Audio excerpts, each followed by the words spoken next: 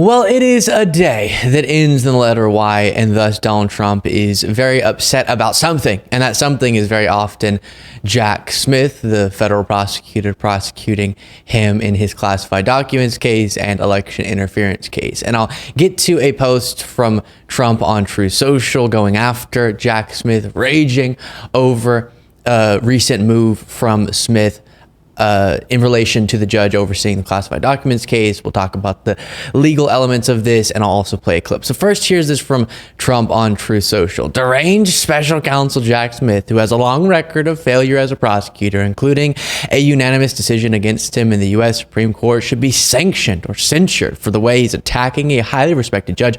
We'll get to what he's referring to there in just a little bit. Aileen Cannon, who is presiding over his fake documents hoax case in Florida. He is a lowlife who is nasty, rude, and condescending, and obviously trying to play the ref. He shouldn't even be allowed to participate in this sham case where I, unlike crooked Joe Biden, Hillary Clinton, and all the rest, come under the Presidential Records Act, and we'll get to that as well.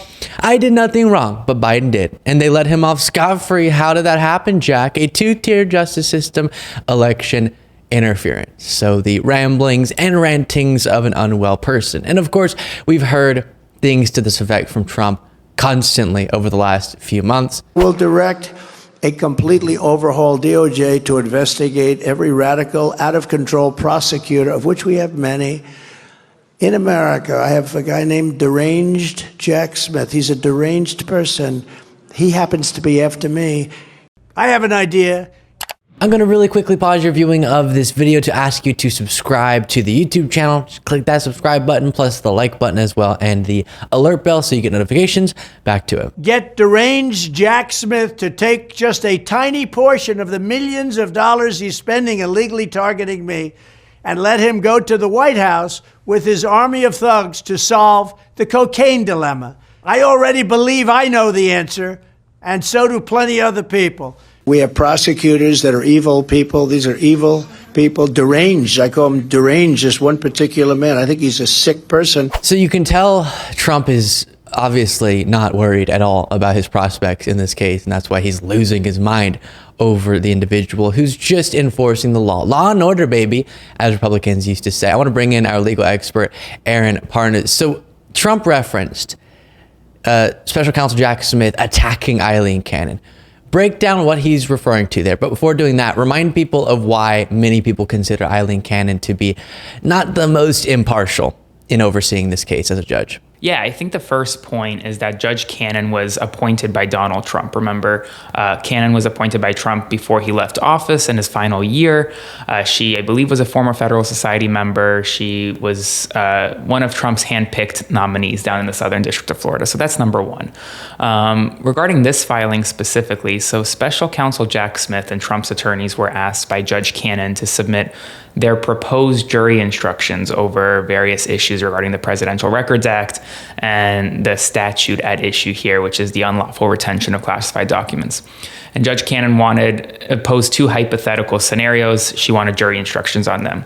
Judge Jack Smith said that that was completely improper, that Judge Cannon should not even have asked for these jury instructions, and that if she were to move forward and impose these jury instructions, that he would have to seek immediate review to the 11th Circuit because the judge's order and the judge's her asks were antithetical to law, went against precedent.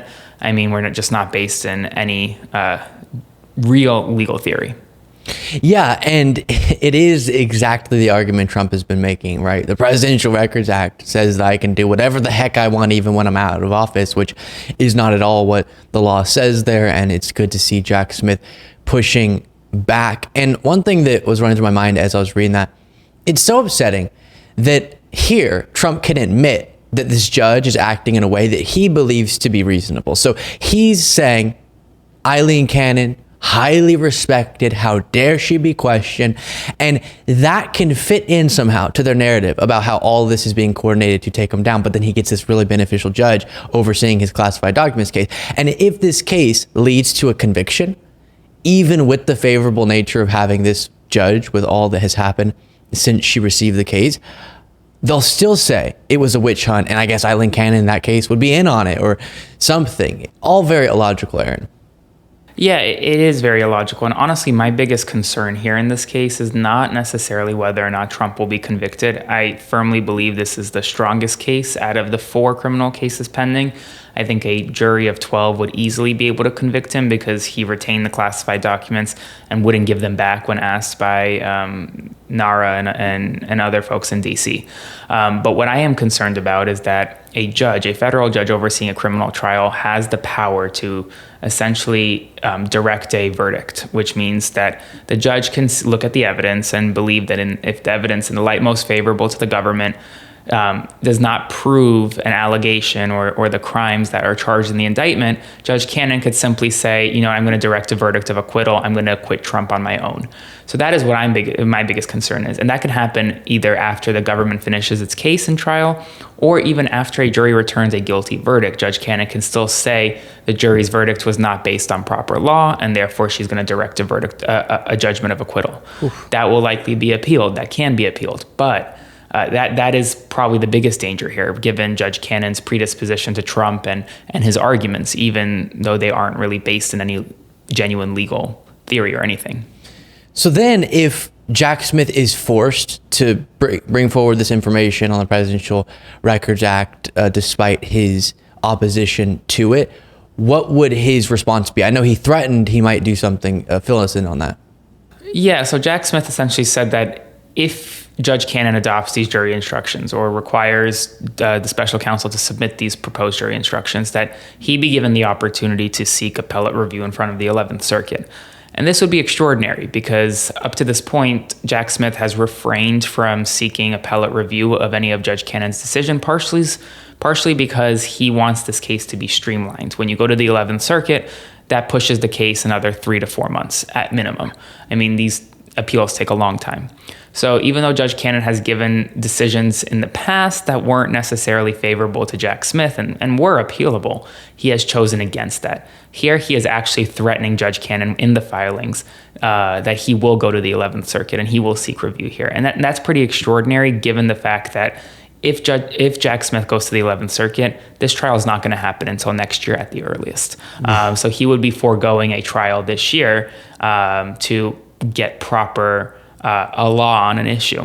Now, I will say, I think that it's very interesting that he chooses this hill to die on at this point. If it's this important for him, I could totally see him even potentially seeking review from the 11th Circuit on Judge Cannon, whether or not she should be reassigned, whether she should recuse herself, things like that. There may be more coming down the pipeline if Judge Cannon does not kind of succumb to Jack Smith's arguments. And in terms of the timeline, right now, as things are currently chugging along, do we have a sense of when this trial could start? I mean, technically right now we have a trial date for May of this year. That's almost guaranteed not going to happen. If I had to guess, this trial likely won't happen until after November, just because you have the New York criminal trial moving forward on April 15th. That's going to last a month, and that already interferes with this Florida trial date. Then you're going to have the D.C. trial likely start before the Florida trial, right after the Supreme Court gives an order on immunity. So I believe Judge Cannon would even wait until after that anyway to hold trial, because if the Supreme Court comes down and said that Trump is federally immune from certain acts, that may be applicable here. So this trial likely won't happen until after the election. Got it. Aaron, where can people find you? On all my social platforms, just at Aaron Parnas.